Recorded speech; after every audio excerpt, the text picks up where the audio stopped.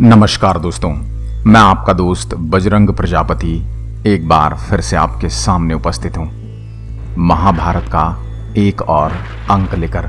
महाभारत के पिछले अंक में हमने आपको बताया कि किस प्रकार अश्वत्थामा और घटोत्कच के बीच युद्ध हुआ और इस युद्ध में अश्वत्थामा ने घटोत्कच के पुत्र अंजनपर्वा का वध कर दिया। इसके उपरांत संजय कहते हैं, राजन, अपने महाबली पुत्र को अश्वत्थामा द्वारा मारा गया देख चमकते हुए बाजूबंद से विभूषित घटोत्कच बड़े रोष के साथ द्रोण कुमार के समीप आकर बड़े हुए दावानल के समान पांडव सेनारूपी वन को दग्ध करते हुए उसी वीर कृपी कुमार से बिना किसी घबराहट के इस प्रकार बोला। घटोत्कच ने कहा, द्रोणपुत्र, खड़े रहो, खड़े रहो। आज तुम मेरे हाथ से जीवित बचकर नहीं जा सकोगे। जैसे कार्तिकेय ने क्रोज पर्वत को विदीर्ण किया था, उसी प्रकार आज मैं तुम्हारा विनाश कर डालूंगा। अश्वत्थामा ने कहा, देवताओं के समान पराक्रमी पुत्र, तुम जाओ, दूसरों के साथ युद्ध करो। हे हिडिंबानंदन, पुत्र के लिए यह उचित नहीं कि वह पिता को भी सताए। हिडिंबा कुमार, अभी मेरे मन में तुम्हारे प्रति तनिक भी रोष नहीं है, परंतु रोष हो जाए तो तुम्हें ज्ञात होना चाहिए कि रोष के वशीभूत हुआ प्राणी अपना भी विनाश कर डालता है, फिर दूसरे की तो बात ही क्या है। अतः मेरे कुपित होने पर तुम सकुशल नहीं रह सकते। राजन, पुत्र शोक में डूबे हुए भीमसेन कुमार ने अश्वत्थामा की यह बात सुनकर क्रोध से लाल आंखें करके रोषपूर्वक उससे कहा, द्रोण कुमार, क्या मैं युद्ध स्थल में नीच लोगों के समान कायर हूं जो तू मुझे अपनी बातों से डरा रहा है? तेरी यह बात नीचतापूर्ण है। देख, मैं कौरवों के विशाल कुल में भीमसेन से उत्पन्न हुआ हूँ। सम्रांगण में कभी पीठ न दिखाने वाले पांडवों का पुत्र हूँ, राक्षसों का राजा हूँ और दशग्रीव रावण के समान बलवान भी। द्रोणपुत्र, खड़ा रहे, खड़ा रहे, तो मेरे हाथ से छूटकर जीवित नहीं जा सकेगा। आज इस रणांगण में मैं तेरे युद्ध का हौसला मिटा दूंगा। ऐसा कहकर क्रोध से लाल आंखें किए महाबली राक्षस घटोत्कच ने द्रोणपुत्र पर रोषपूर्वक धावा किया, मानो सिंह ने गजराज पर आक्रमण किया हो।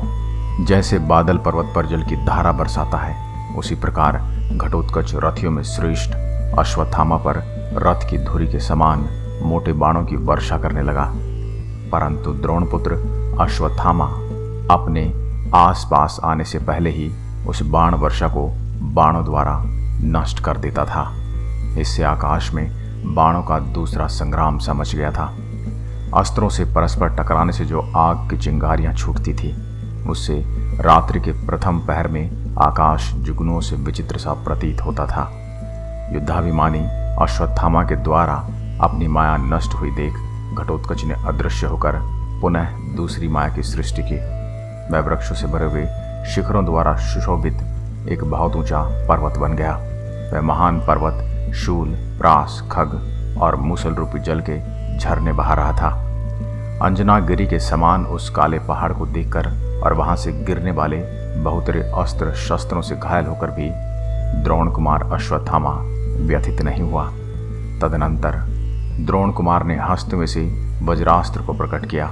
उस अस्त्र का आघात होते ही वह पर्वतराज तत्काल अदृश्य हो गया। तत्पश्चात वह आकाश में इंद्रधनुष सहित अत्यंत भयंकर नील मेघ बनकर पत्थरों की वर्षा से रणभूमि में अश्वत्थामा को आच्छादित करने लगा। तब अस्त्र वेताओं में श्रेष्ठ द्रोण कुमार ने वायव्यास्त्र का संधान करके वहां प्रकट हुए नील मेघ को नष्ट कर दिया। तत्पश्चात अश्वत्थामा ने देखा कि घटोत्कच बिना किसी घबराहट के बहुत से राक्षसों से घिरा हुआ पुनः रथ पर आरूढ़ होकर आ रहा है। उसने अपने धनुष को खींचकर फैला रखा है। उसके साथ सिंह, व्याघ्र और मतवाले हाथियों के समान पराक्रमी तथा विकराल मुख, मस्तक और कंठ वाले बहुत से अनुचर हैं, जो हाथी, घोड़ों तथा रथ पर बैठे हुए हैं। उसके अनुचरों में राक्षस, यातुधान तथा तामस जाति के लोग हैं, जिनका पराक्रम इंद्र के समान है। नाना प्रकार के अस्त्र शस्त्र धारण करने वाले, भांति भांति की कवच और आभूषणों से विभूषित महाबली, भयंकर सिंहनाद करने वाले तथा क्रोध से घूरते हुए नेत्रों वाले बहुसंख्यक रण दुर्मद राक्षस घटोत्कच की ओर से युद्ध के लिए उपस्थित हैं। यह सब देखकर दुर्योधन विषादग्रस्त हो रहा है। इन सब बातों का दृष्टिपात करके अश्वत्थामा ने आपके पुत्र से कहा, दुर्योधन, आज तुम चुपचाप खड़े रहो। तुम्हें इंद्र के समान पराक्रमी राजाओं तथा अपने वीर भाइयों के साथ तनिक भी घबराना नहीं चाहिए। राजन, मैं तुम्हारे शत्रु को मार डालूंगा, तुम्हारी पराजय नहीं हो सकती। इसके लिए मैं तुमसे सच्ची प्रतिज्ञा करता हूं। तुम अपनी सेना का आश्वासन दो। दुर्योधन बोला, गोमती नंदन, तुम्हारा यह हृदय इतना विशाल है कि तुम्हारे द्वारा इस कार्य का होना मैं अद्भुत नहीं मानता। हम लोगों पर तुम्हारा अनुराग बहुत अधिक है। अश्वत्थामा से ऐसा कहकर दुर्योधन संग्राम में शोभा पाने वाले घोड़ों से युक्त 1000 रथों द्वारा घिरे हुए शकुन से इस प्रकार बोला, मामा, तुम 60,000 रथियों की सेना लेकर अर्जुन पर आक्रमण करो।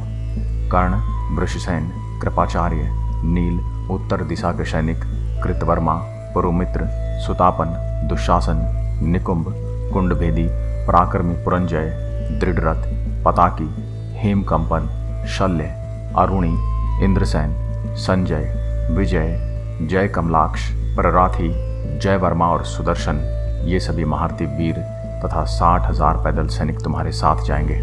मामा, जैसे देवराज इंद्र असुरों का संहार करते हैं, उसी प्रकार तुम भीमसेन, नकुल, सहदेव तथा धर्मराज युधिष्ठिर का भी वध कर डालो। मेरी विजय की आशा तुम पर ही अविलंबित है। मातुल द्रोण कुमार अश्वत्थामा ने कुंती कुमार को अपने बाणों द्वारा विदीर्ण कर डाला। उनके शरीरों को शत विक्षत कर दिया। इस अवस्था में असुरों का वध करने वाले कुमार कार्तिकेय की भांति तुम कुंती पुत्रों को मार डालो।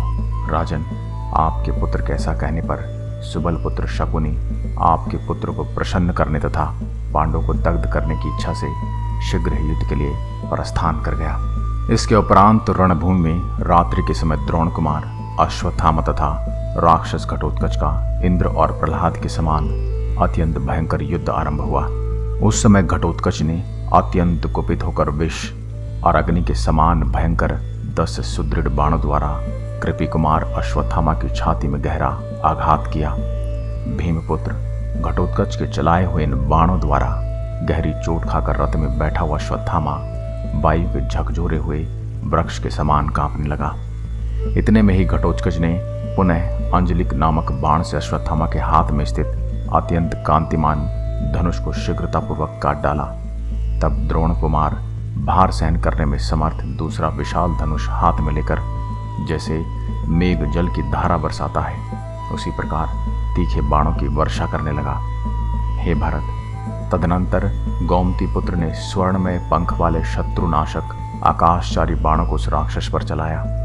उन बाणों से चौड़ी छाती वाले राक्षसों का वह समूह अत्यंत पीड़ित हो सिंहों द्वारा व्याकुल किए गए मत वाले हाथियों के झुंड के समान दिखने लगा। जैसे भगवान अग्निदेव प्रलयकाल में संपूर्ण प्राणियों को दग्ध कर देते हैं, उसी प्रकार अश्वत्थामा ने अपने बाणों द्वारा घोड़े, सारथी, रथ और हाथियों सहित बहुत से राक्षसों को जलाकर भस्म कर दिया। हे नरेश्वर, जैसे भगवान महेश्वर आकाश में त्रिपुर को दग्ध करके सुशोभित हुए थे, उसी प्रकार राक्षसों की अक्षोहिणी सेना को बाणों द्वारा दग्ध करके अश्वत्थामा शोभा पाने लगा। राजन, विजयी वीरों में श्रेष्ठ द्रोणपुत्र अश्वत्थामा प्रलयकाल में समस्त प्राणी को भस्म कर देने वाले संवर्तक अग्नि के समान आपके शत्रुओं को दग्ध करके दैदीप्यमान हो उठा। तब घटोत्कच कुपित हो भयानक कर्म करने वाले राक्षसों की उस विशाल सेना को आदेश देता है, अरे अश्वत्थामा को मार डालो। घटोत्कच उस आज्ञा को शिरोधार्य कर दाढ़ों से प्रकाशित विशाल मुख वाले घोर रूपधारी, फैले मुंह और डरावनी जीभ वाले भयानक राक्षस, क्रोध से लाल आंखें किए महान सिंहनाद से पृथ्वी को प्रतिध्वनित करते हुए, आंखों में क्रोध लिए, हाथों में भांति भांति के अस्त्र शस्त्र ले अश्वत्थामा को मारने के लिए उस पर टूट पड़े। सम्रांगणों में किसी से न डरने वाले तथा क्रोध से लाल नेत्रों वाले भयंकर पराक्रमी सैकड़ों और हजारों राक्षस अश्वत्थामा के मस्तक पर शक्ति, शतघनी, परिघ, अश्नि, शूल, पटिश, खग, गदा, भिंदीपाल, मूसल, फरसे, प्रास, कटार, तोमर, कणप, तीखे, कंपन, मोटे मोटे पत्थर, भुषुंडी, गदा, काले लोहे के खंभे तथा शत्रुओं को विदीर्ण करने में समर्थ महाघोर मोहरों की वर्षा करने लगे। द्रोणपुत्र के मस्तक पर अस्त्रों की वह बड़ी भारी वर्षा होते देख आपके समस्त सैनिक व्यथित हो उठे। परंतु पराक्रमी द्रोण कुमार ने शिला पर तेज किए हुए अपने वज्रोपम बाणों द्वारा वहां प्रकट हुई इस भयंकर अस्त्र वर्षा का विध्वंस कर डाला। तत्पश्चात महामनस्वी अश्वत्थामा ने दिव्यास्त्रों से अभिमंत्रित स्वर्णमय पंख वाले उन बाणों द्वारा तत्काल ही राक्षसों को घायल कर दिया। उन बाणों से चौड़ी छाती वाले राक्षसों का समूह अत्यंत पीड़ित हो सिंहों द्वारा व्याकुल मत वाले हाथियों के झुंड के समान इधर उधर भागने लगा। द्रोणपुत्र की मार खाकर अत्यंत क्रोध से भरे हुए महाबली राक्षसों से मार डालने की इच्छा से रोषपूर्वक दौड़े। हे भरत, वहां अश्वत्थामा ने यह ऐसा अद्भुत पराक्रम दिखाया जिसे समस्त प्राणियों में और किसी के लिए कर दिखाना असंभव था, क्योंकि महान अस्त्रवेता अश्वत्थामा ने अकेले ही उस राक्षसी सेना को राक्षस राज घटोत्कच के देखते देखते अपने प्रज्वलित बाण द्वारा क्षण भर में भस्म कर दिया। जैसे प्रलयकाल में संवर्तक अग्नि समस्त प्राणियों को दग्ध कर देती है, उसी प्रकार राक्षसों की उस सेना का संहार करके युद्ध स्थल में अश्वत्थामा की बड़ी शोभा हो रही थी। नमस्कार दोस्तों, आशा करता हूं हमारी आज की वीडियो आपको पसंद आई होगी। ऐसी अन्य वीडियोस के लिए आप हमारे चैनल को लाइक करें, शेयर करें, सब्सक्राइब करें और साथ ही दिया हुआ बेल आइकन जरूर दबाएं। और एक बार फिर मिलता हूं आपसे एक और ऐसी ही वीडियो के साथ। अगली वीडियो में जानेंगे कि अश्वत्थामा का इसके बाद किसके साथ युद्ध हुआ और घटोत्कच का कर्ण के साथ कैसा युद्ध हुआ। तब तक के लिए नमस्कार, जय हिंद, जय भारत।